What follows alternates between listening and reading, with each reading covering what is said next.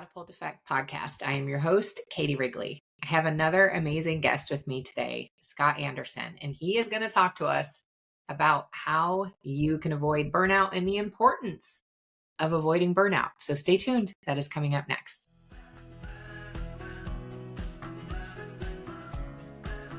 Welcome to the Catapult Effect, a podcast where professionals like you turn challenges into opportunities for extraordinary growth. If you're tired of struggling, feeling lost, and ready to catapult yourself into the best version of you, then you're in the right place. Here's your host, Katie Wrigley. Thank you again for joining me today. Scott Anderson is the author of You're Not Toast and the founder of Double Dare, a business coaching service helping high-achieving professionals break free from burnout. With 30 years of business ownership and ICF certification and mental health therapy credentials, Scott guides clients through a proven process to reduce stress, scale businesses, and rediscover work passion. His approach blends business strategy with deep understanding of burnout's mental and emotional dimensions. Welcome to the Catapult Effect podcast, Scott. I'm so excited to talk to you today. Oh, thanks, Katie. It's so great to be here. I'll be honest, most of the advice about burnout actually makes it worse. And that's why I wrote You're Not Toast. I love that. So let's start with what exactly is burnout? Let's start there. Sure. Well, the World Health Organization has a clinical definition for it. And we know, based on WHO and the Gallup poll, that burnout is a epidemic, certainly in the United States. But in terms of the clinical definition, the best way to describe it, I think, is in terms of the symptoms that most people exhibit. And the main thing is a level of exhaustion that doesn't go away with a good night's sleep or a vacation or, we've had clients who have taken sabbaticals and they return just as exhausted as they were before. So it's that kind of that Groundhog's Day movie moment of waking up and it's 6:30 a.m. one more day. And you kind of wonder, boy, I hope today is the day that I keep getting out of bed, and hope it's the day or hope it's not the day where I can't get out. So that's a big part of it, is just this bone tired exhaustion that all of your normal remedies don't work with. The other piece of it is that's really important, and we know this. In fact, I'll put a online burnout assessment, to send it to you for show notes. But one of the clinical definitions is a irritability and almost like a resentment or a bitterness towards those around us. Sort of the attribution of the exhaustion that we're having to the people that we work with and for.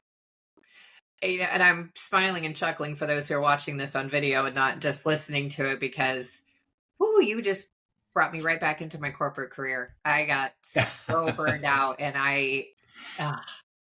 there were people I could probably go back and apologize to, because I was pretty nasty in the big burnout days. And you also just helped me realize why I had resistance to watching Groundhog Day. It takes me back. I have seen it and I enjoyed it, but it's not a movie I want to watch twice, because being trapped in that existence is a nightmare. Yes. Yeah, it's pretty funny when Bill Murray does it, but when you're going through it personally, it's a horror movie. Yeah, it is. It is. So what's not working with the normal advice out there that helped you start to create what you're doing now? That's a great question. And it kind of gets to the reason why I wrote the book, You're Not Toast. The problem is that most of us become very good at solving problems. In your corporate career and in my entrepreneurial career, we get really good at solving problems. So whether it's, changing a tire or splitting an atom or whatever, if it's a concrete problem, we get really good at it. Mm-hmm. And the problem is with burnout, that's basically comes down to disturbing thoughts and emotions.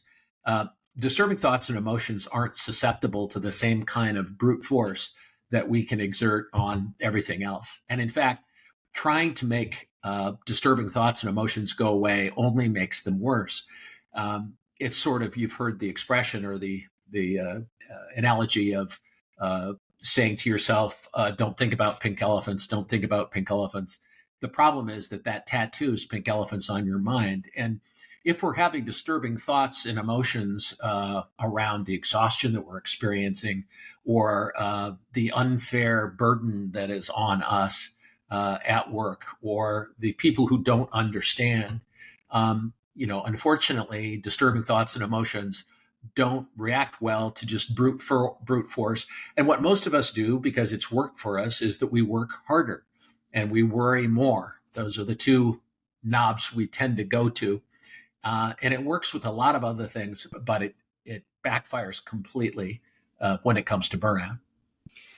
That makes so much sense. And a little bit in the work I do now, like acknowledging those emotions is part of the way we unravel it. But whenever we're trying to, like, brute force doesn't work for very many things. That's right. Even though That's we right. keep going to it. Yeah. It just doesn't.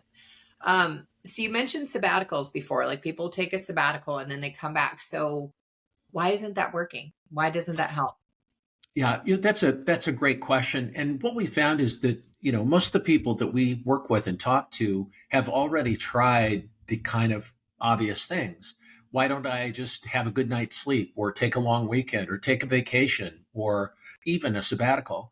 And we've had a number of clients that have taken sabbaticals for as long as 6 months. We had a client in Poland, actually, who took a sabbatical for 6 months, and it was about 2 weeks before she was going back to work, and she panicked because she was just as exhausted, just as irritable, just as uncomfortable as she was going into it. And the reason is because the way that this is, so much about this, Katie, in your practice, but the way that the human mind and body work to process stress is in the moment. Ideally, it's in the moment. Mm. And the problem with in America in particular, there's this sort of commonly held belief that we work like hell for 50 weeks, and then 2 weeks a year, that ought to be enough to recover from everything we've been going through.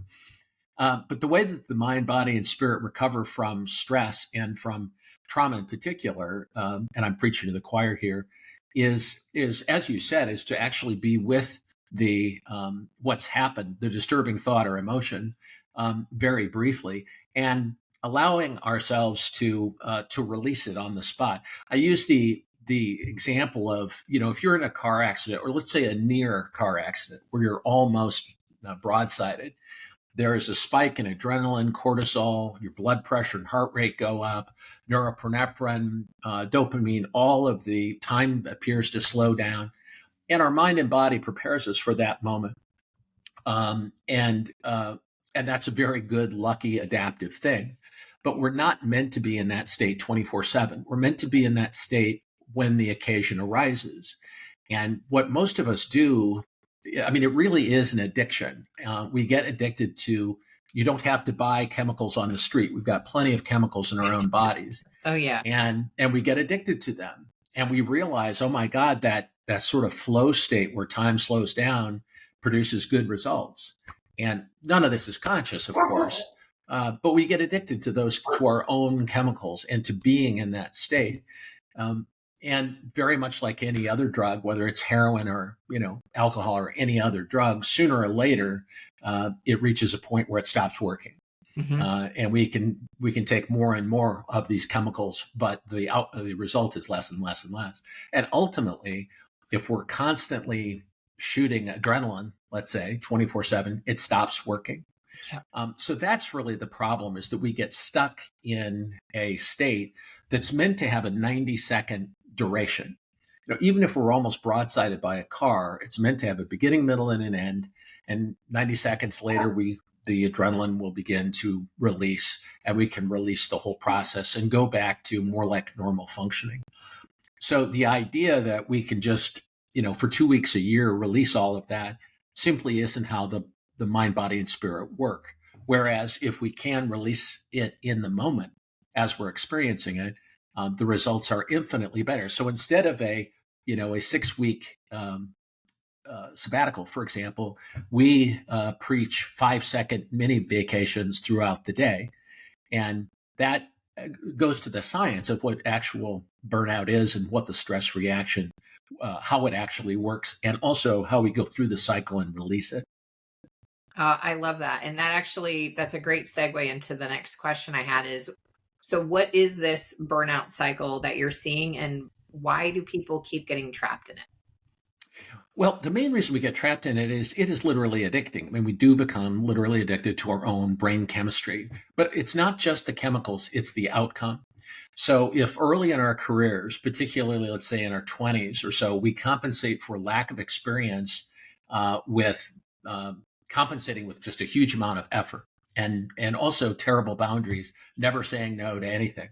High achievers in particular have a combination of sort of perfectionism and raw ambition combined with no boundaries. And that gets rewarded. I'm Mhm. sure you've experienced it. I've experienced it. Oh, But yeah. early in our careers, we don't know very much, but we compensate by working harder than anyone else and never saying no to any opportunity. That works really well in our 20s, but it doesn't scale in our 30s and 40s. And so most of our clients, by the time they're 35 or early 40s, maybe, are beginning to notice, especially as they acquire more and more responsibility, plus a life outside of work, ideally, significant other, possibly even children, is that this just doesn't scale very well. This idea of never saying no and always being perfect doesn't scale when we've also got a spouse or a partner, et cetera. And we start getting these questions. It becomes an existential question. Do I succeed at work or succeed at home? I can't have Mhm. both. So what am I going to choose? And when we get to that kind of a gun to our head, that's when the wheels start to fall off. Yeah. And unfortunately, as humans, we tend to get to that point before we start to do something about it. That's And right. I really liked how you drew that out. And I was reflecting, like, I love what I do now. And I have to watch the amount I work and remind myself to take breaks because I don't have that burnout feel. But I want to make sure I never have the burnout feel because I enjoy this work so much. And I did not have that awareness when I was in corporate. So I started in IT, first doing desktop support and then some network and system admin and data center management, late nights, change control windows, giving up weekends, giving up nights, Yeah. giving up plans with friends. And then I went into cybersecurity. That wasn't any less stressful. Oh my And gosh. it had travel and it was 90, 100-hour weeks. And you're right. I got addicted to the stress because that allowed me to ignore the fact that I didn't feel like I was good enough. Because, Yes. if I'm working all the time, I'm wanted, I'm good enough. And I exhausted myself. The first 5 years I was in cybersecurity, I was probably doing 70, 90% travel. I had no personal life at all. And that worked for me at the time, but it was horribly unhealthy. Yeah, well, this is the problem, and I did exactly the same thing. And I think, most of my clients do exactly the same thing. And part of it is because at a certain level, it works. You are rewarded, recognized, and if there is a little bit of a black hole someplace in your soul that doesn't feel like you're enough, which is a theme that also is one of the common denominators of people with burnout, is that we sort of feed that black hole. Unfortunately, you can't, like a black hole. There's no filling it. Right. It's an inexhaustible, and this is where the addiction parallel kind of comes in. There's just, after a while, you cannot satisfy the need. So we continue to chase it and chase it and chase it and chase it. And and then ultimately the problem is that it stops working. As you say, I mean, that's the wall that most people hit. I'm thinking of one of our clients, a really beautiful guy named Ethan, who, when I first met him, like you said, was working 80 hours a week, 6 or 7 days a week, wasn't seeing his family, his 3 young children, wasn't seeing his spouse, wasn't enjoying himself, was truly miserable, but really didn't think there was anything else he could do, that was simply it. And the reason that we started talking in the first place is because he realized, I'm afraid one day I'm not going to be able to answer the bell. The Groundhog's Day alarm is going to go off and Sonny and Cher is going to play, but I'm not going to be able to make it this time out of bed. Mhm. And that's the horror, that kind of existential question that comes up is, what if I can't get out of bed today? The wheels are going to fall off quick if I don't Yep. answer the bell and be Mr. or Mrs. Wonderful again today. And so what we found is that it takes that kind of desperation. But the good news is that you can really surprisingly quickly and permanently recover from burnout and not have to sacrifice. So many people are afraid, well, if I attain work-life balance, which is kind of a horrible word to so many people. If I attain that, that means that I'll have kind of a blah life. I won't be able to compete and receive the recognition anymore because I'll have to have work-life balance, which just sounds terrible. And maybe I'll be able to not get divorced, but that's all I'll have to show for it. And so what we have found with clients like Ethan is that actually it's possible to have a much better life beyond burnout and perform at a much higher level. So often people feel like if I don't stay in that hypervigilant state of post-traumatic stress almost, that I won't be able to perform. Mm-hmm. And that's very real as a feeling, but it's not reality. And in fact, for clients like Ethan, his best, when he ultimately scaled back his work life from 80 hours, he now works 2 days a week, takes vacations whenever he wants. But his business has never performed better. His life all around is better than his best day in burnout. But that's one of the biggest obstacles to recovery, is the feeling that I'll have to settle for a life where I give up on dreams, both at work and at home. And the truth is that life beyond burnout is infinitely better. I agree with you wholeheartedly. And I feel like you went into my brain as you were saying that. It was just recently, and it's so funny how tricky our minds can be. And despite the work, I do deep work, the subconscious and the nervous system all the time. And it still surprises me, all the little hidey places that are down there that Yes. your brain will escape to keep you safe. And it's just been in the last few weeks, like being fully honest, that I've like realized like, oh, I don't trust myself to be productive unless I'm stressed. I'm like, that's absolutely ridiculous. Like, I don't have to be stressed to be productive anymore. And there was Right. a lot of inner work I did to get to that piece. And so when I had that awareness, I was able to just let it go. Oh, I don't actually have to depend on this to get things done now. I'm very self-motivated by the excitement of what I'm doing, by the value that I'm adding to people. Like, I can cut this whole stress thing out. And like, but that was like, that wasn't the first time it had come up. There was another session that I had done at the beginning of the year where I'm like, oh, I don't know what to do if I'm not stressed. Like, Yeah. oh, that's weird. And then I'm like, well, stressing about the business gives me something to do, or I could stress about this thing. And as soon as I thought of that other thing, I was like, ooh, it's easier to stress about the business. I prefer. And I'm like, what am I even doing? Like, why don't Yes. you just let it all go? So, Yes. Yeah, it's very tricky, as you say. There are hidey places is a great way to describe it, and that's really the process behind this book. You're Not Toast is really to get at those places, and not in our particular case, not so much in a psychoanalytic way, but I think, and this may parallel some of the work you're doing, in more of a somatic way, or to actually feel in your body where it is. mhm. Um, I started a nonprofit for military families recovering from post-traumatic stress disorder. And one of the biggest problems is because this hits that part of us that wants to, that is life preservation oriented. I mean, it feels literally like life or death. And Mhm. that's hard to describe to people who haven't been through it. But it feels like, yeah, I'd love to take the night off, but it feels like I'm going to be at risk. I'll put myself and my family at risk if I don't work every hour that I'm awake. Yep. And it sounds crazy, but that's why it's so sticky. Those hidey places you described so well are right at the heart of self-preservation.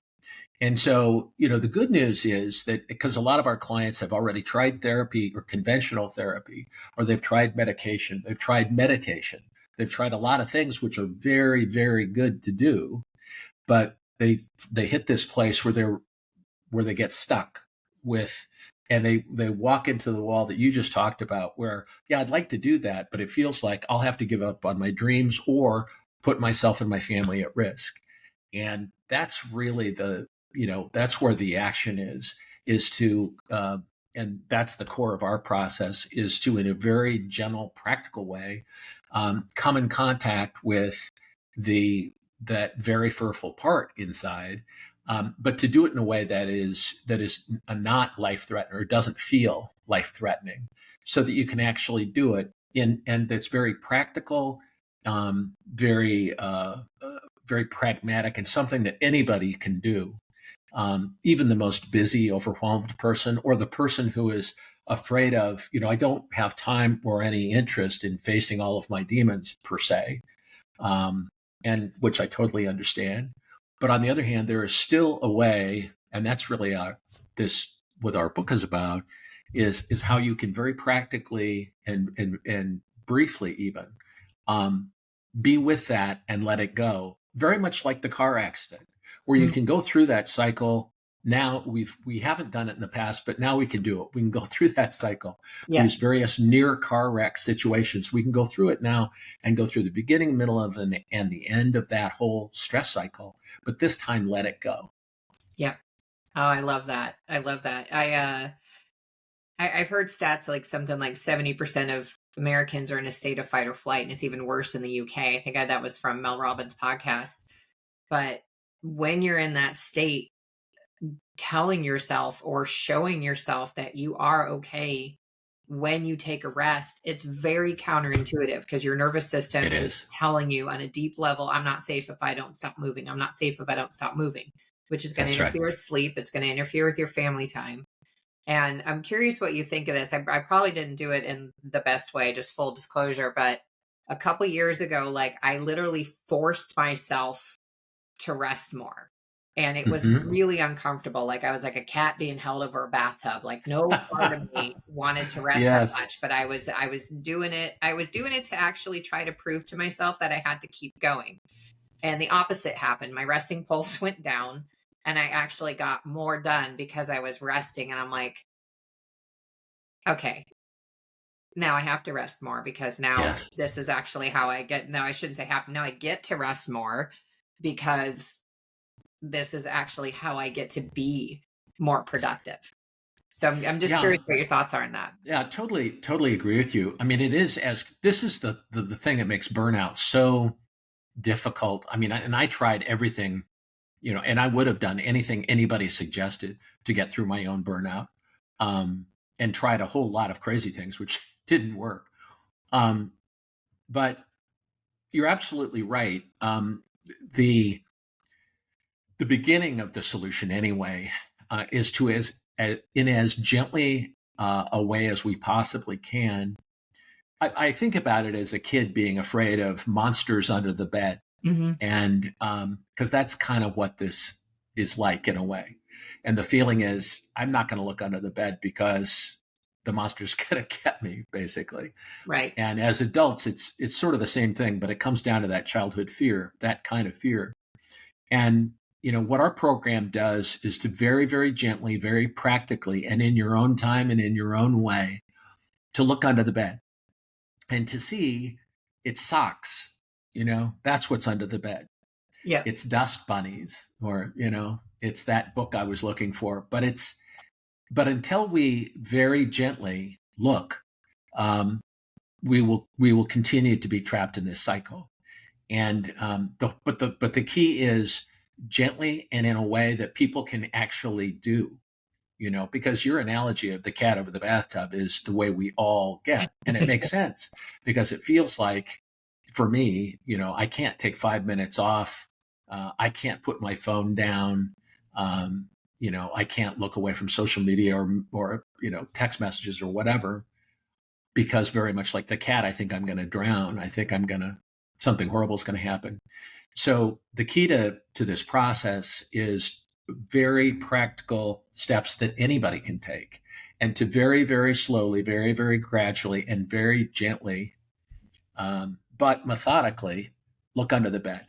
Yeah. And it's astounding, just as you found, when we do that, we discover, oh, it's socks. That's all it is. And you would think that wouldn't generate much of a result. But if practiced systematically, that kind of an approach can undo all of this in a very short amount of time. Yeah, that makes a lot of sense. And thank you for saying that. Because what I've noticed through my own experience and through clients is the resistance to and the fear of peeking under the bed takes so much more energy than Yeah, actually looking.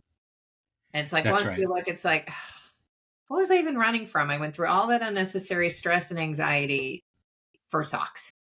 Yes, that's right. And while it seems simple, as you know, it's not simple when you're the person who's going to do it. And that's what I discovered in my own burnout recovery, and had to try. In the beginning, I'm a practicing mental health therapist. In the beginning, trying to resolve my own burnout, I would just try anything I could get my hands on, and 99% of it made it worse. But I Mhm. stumbled into a couple of things that actually worked, and then I would share those with. I had a couple of clients that were also business owners or leaders that were going through the same thing, and I would say, just try this one very simple but very counterintuitive thing.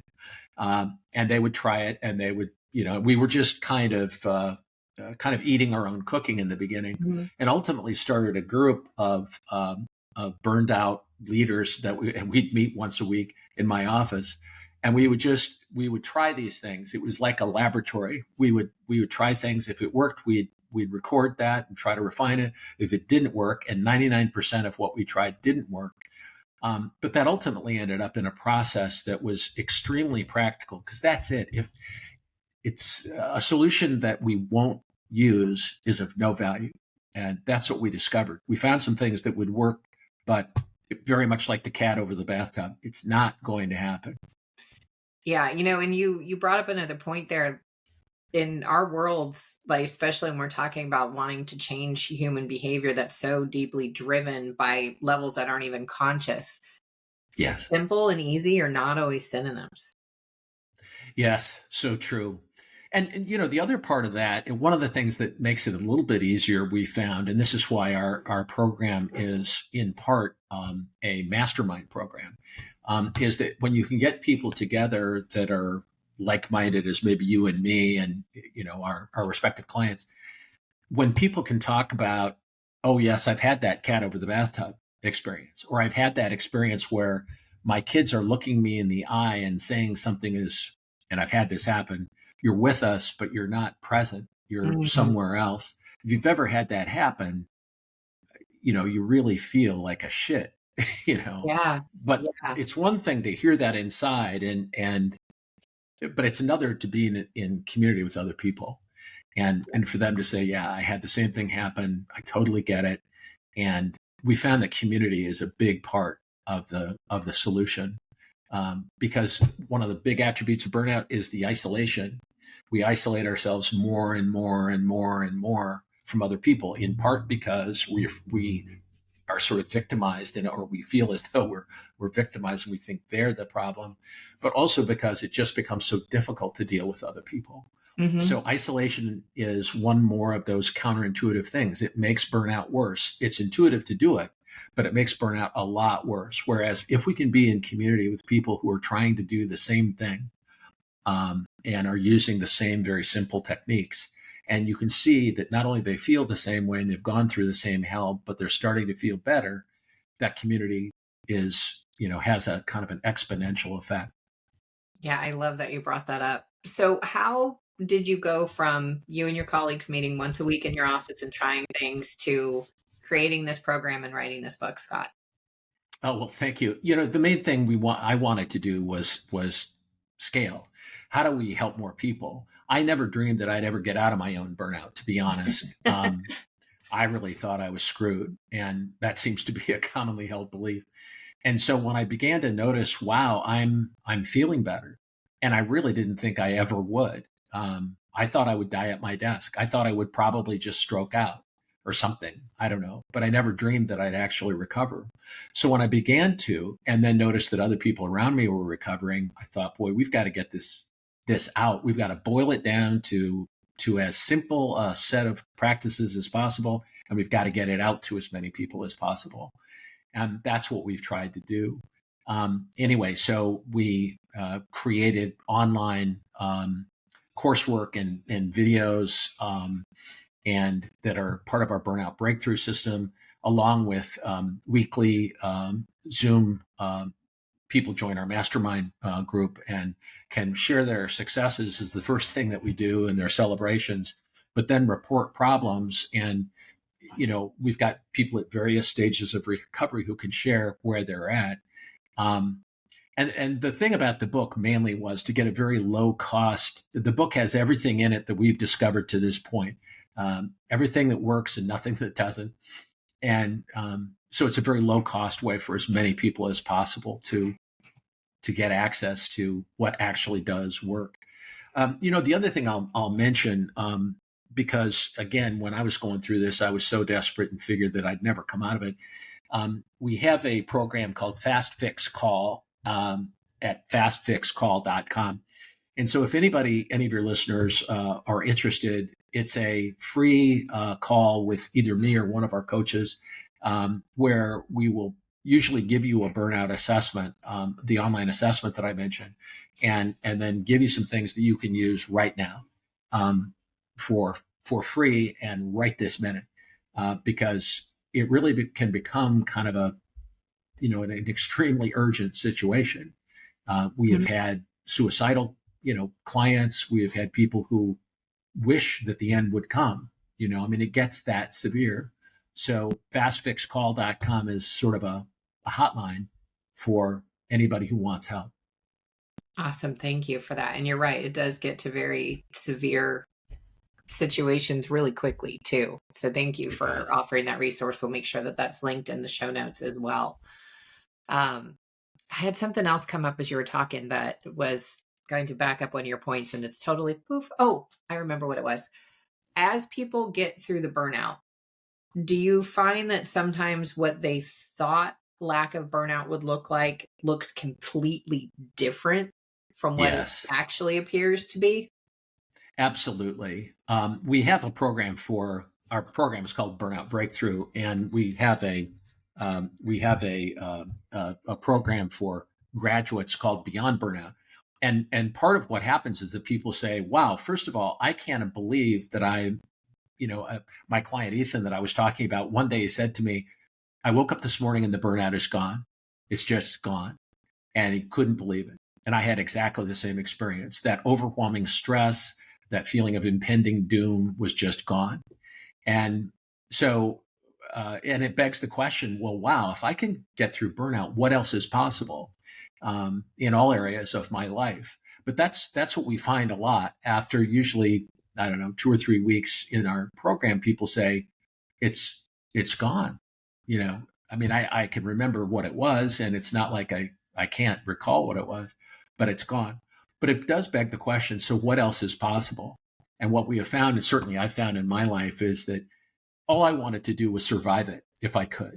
And I found that instead that it opens up a whole new life. Instead of thinking, originally I thought, well, I won't be able to work anymore. I won't be able to perform anymore. I won't be able to succeed anymore. And the opposite has been true. It's, every area of life has gotten much easier and more fun. And the talents and skills, the few I have, and my clients have, we found that it's just so much easier to access them now, and to really enjoy. I love that. Yeah. Do you need to get that?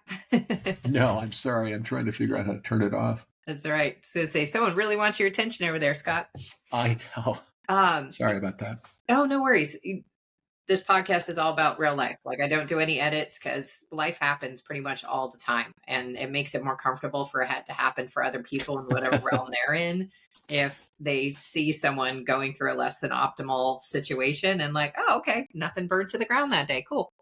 So my dog was barking earlier. So, now my cat's joining us. Like, it's just, this is my life. I thought I had, this is so typical. So I thought I did turn off my phone, but I didn't turn off my watch. And oh my God, we actually, there's one of our trainings. We did some research and found that the average American spends 2.7 hours on social media, including our phones and everything else. 2.7 hours a day. It's astounding. And, and if you multiply that against 10 years, it amounts to like a year of your life, and or more than that, I think. Anyway, it's such an easy thing that we forget we can turn the damn thing off. I failed to turn off my watch. Yeah. And The other part of that is like, and with the cognitive movement team, actually, we've gathered a lot of extensive research. It's not just the time in social media, it's what it's doing to your brain to have your eyes in that down position too. It's so bad for us. Like the polarizing Yes. nature is one level, but then just the negative impact of having your eyes in a down direction, let alone what it does to your neck and everything else. Like it's horribly unhealthy. And I'm actually like, I'm way below the average. I'm like, "Oh, I need to be on social media a little bit more," like, because it's part of how I get my messaging out there, but Yes. it's been such a good break to walk away from that, and as I was really carefully starting this business, and I'll be 4 years full time on May 5th. We're doing this on May 1st. Congratulations. That's Thank wonderful. you. And it's been one of the biggest challenges I've ever done, but one of the things I realized along the way, because I'd heard of all these people like, oh, I work 20 hours a week and I get all this time off. And like I sat there, I'm like, I actually want to work more than that because I get so much fulfillment out of what Sure. I do, and it doesn't drain me to be doing it either. But that's also the double-edged sword that I got to watch, is because it doesn't drain me, I have to be more cognizant of breaks. Like after you and I wrap, I'm going to fix myself a nice healthy lunch, and then I'm going to go out on this beautiful sunny day with my dog and get Yes. in some nature before I go into the next thing that I'm going to do. And that's I'm so glad that you said that, because one of the bits of science about burnout, a woman named Christina Maslach at Berkeley is one of the, well, I guess is the um, most knowledgeable person. She's in her 80s now, about burnout, has done the most research. But one of her findings that I found to be really useful is that what's necessary when we're in a stress situation, or in a overwhelmed situation, is to completely disengage from it. And so this is the problem with, even if you would walk outside but bring your phone, not that you would do that, right? But if we do that, if we would say, I'm going to disconnect, but bring our phones, then we haven't completely disconnected. Mhm. And what the science says is that we don't have to spend hours away from our desks. In fact, 5 minutes can have a huge impact, but we have to be completely disconnected. Yep. And that doesn't just mean that we don't have our phones or Meshuggah watches or whatever, but that we are psychologically completely disconnected. And that takes some doing. In fact, we have training specifically on that. But that's the science of it, is to be completely disconnected, even for as little as 5 minutes. It's very much like going through that complete stress cycle of a near miss car accident. The key is the recovery period, and to come back to a neutral state, which most of us don't allow ourselves to do. But it's that complete disconnection that's the key. Absolutely. And you're bringing to mind a conversation I had with a client about a month or so ago. He's a police officer, and he was almost worried that he was doing as well as he was because he's had a really stressful winter. And then as we're talking, he's like, when I'm off work, I'm off work. Like Yeah. I do not think about work. I do not do any police work. When I'm off, I'm off. And I'm like, Yes. that's how you are as functional as you are. It's because you're taking those breaks and you're doing this work with me, which is helping to clear out some of those things that you've pushed down in your nervous system, because police officers are fantastic at pushing stuff down, even more than regular humans are. Oh, yes. Excellent about pushing and all of us are skilled at that to a degree, but law enforcement officers, in my experience, take it to a whole new level. Oh, And yeah. it's how they survive. That's one of the ways that they survive it. And so there's also that cat over the bathtub thing again. Like they don't want to look under the bed, but there's different techniques and stuff that I can use that allows them to get that out. And they're like, I don't even know it was bothering me. I'm like, you don't have to. It's not relevant. That's Like right. we That's just right. want to rewire the neural pathways so that you have more ease and peace. Like if it's not important, your brain is not going to bring it to the surface. It's just going to clear it out, and that's what we did. And now you feel better. Yay! Yeah. Boy, that's such a great thing. Our PTSD program at Ease USA also serves fire, police, and rescue. And you're so right. I mean, fire, police, and rescue have the stress that's even beyond combat, in the sense that it's constant. My Yep. crazy phone is still ringing. Um, I'll have to figure out how to turn this off. but because it's constant, even more than combat. I mean, it's Yeah. 24/7. It's it's trauma every single day. Hmm. Um, but that, I think, is such great testament to what's possible. Is that and that's really the kind of mastery that I think we want for our clients. That it doesn't seem possible, but it really is. That you can decide when uh, in an accident, it's a reflex, and that's a very good thing, and it happens automatically. But I use the analogy of Michael Jordan when he played for the Bulls and was always the guy that should have the ball in double overtime, because he would report being in a flow state where time slowed down, very much like being in a car accident. But Michael Jordan wasn't in that state 24/7, No. And he didn't need to be. And what he mastered was to be in that state when he needed to be. And that's really what we're talking about here, so that you don't have to. So many of us are kind of all or nothing kind of people in this, who have gone through burnout. But in fact, what we teach and what's possible, and obviously you've achieved this for your police officer client, which is so great, Katie, is that you can ultimately decide. It takes practice, but it's definitely possible. We can decide. It's not always double overtime and you have the ball from the 3-point and you've got to sink the shot. Sometimes it is, but rarely. Right. And one of the life beyond burnout is about being able to decide, I can turn it on when I need to. I can be in that state when I need to. But you know what? 99% of my life, I don't have to be in that state. Yeah, and that takes some practice to learn. That's right. I really loved this discussion. So before we wrap up, Scott, where can people find you? I'm going to make sure that I have all the necessary links Oh, in the show thank notes you. so they can reach out directly.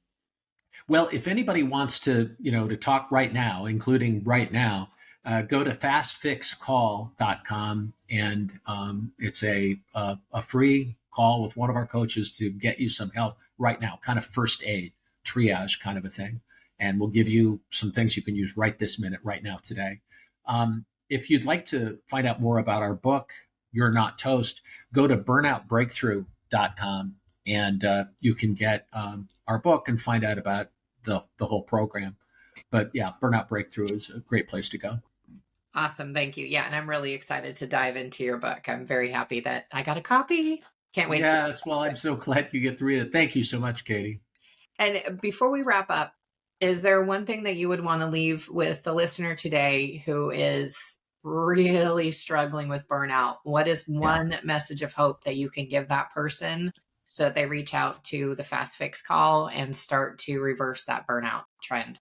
Well, that's it. I mean, the message really is you're not toast. That's why we called the book what we called. It's not toast. Sort of implies a permanent state. You can't go back to being bread once you're toast. And the fact is you're not toast. There really is hope. And the solutions are there. They are, as you said, they're very counterintuitive, but they're not, they're techniques you can start using right now, today. There is absolutely hope. And in a very short amount of time, you can quickly and permanently break through burnout.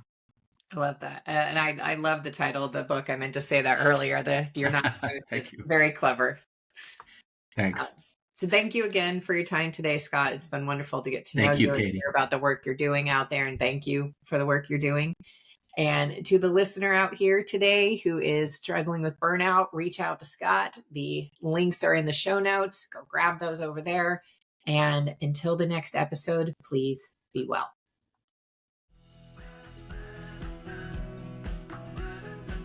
Thank you for joining us today. If you enjoyed this episode, please share it with a friend and leave a 5-star review, which helps grow the podcast and reach others just like you. While you're at it, connect with Katie on social media. You can find her on LinkedIn, TikTok, Facebook, and Instagram as @CoachKTDubs. That's CoachKTDubs. This has been the Catapult Effect with Katie Wrigley. Thanks for listening.